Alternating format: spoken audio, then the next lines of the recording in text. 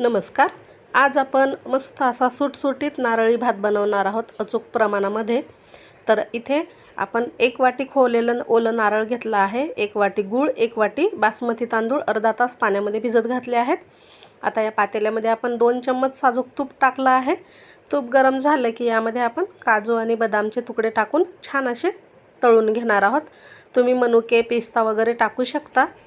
तर आता हे छान असे तळून घेतल्याच्या नंतर या उरलेल्या तुपामध्ये 3 ते 4 लवंगा टाकायच्या, त्यात छान अशा फुलू द्यायच्या तुपात आणि मग भिजवलेला तांदूळ यामध्ये टाकायचा. 1-2 मिनटं परतून घ्यायचा आहे.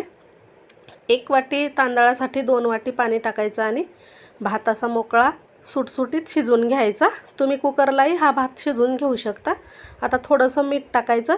मीठ वरून टाकलं तरी देखील चालतं, पण मी भात शिजता वेळेस टाकला आहे.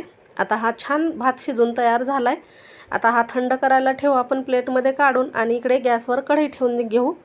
आता या कढईमध्ये थोडंसं तूप टाकायचं आहे, अगदी अर्धा चम्मच एवढं.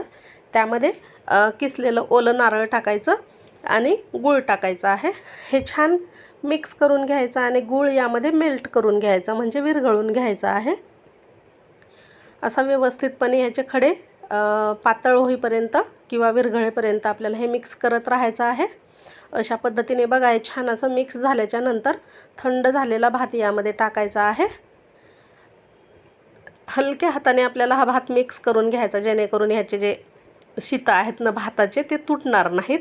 आता यामध्ये वेलची पूड टाकायची आहे, तळलेले ड्रायफ्रूट्स टाकायचे आणि छान पुन्हा मिक्स करून घ्यायचं आहे. झाकण ठेवून 2 वाफा काढून घ्यायच्या, म्हणजे भात अजून छान मुरतो आणि छान लागतो खायला. तर असा आपला हा नारळी भात तयार झाला आहे. अगदी छान लागतो बघा, नक्की करून पहा अशा पद्धतीने. आणि कसा झाला मला कमेंट करून सांगा. व्हिडिओ आवडल्यास लाईक करा, शेअर करा. भेटू अशा छानशा नवीन व्हिडिओमध्ये.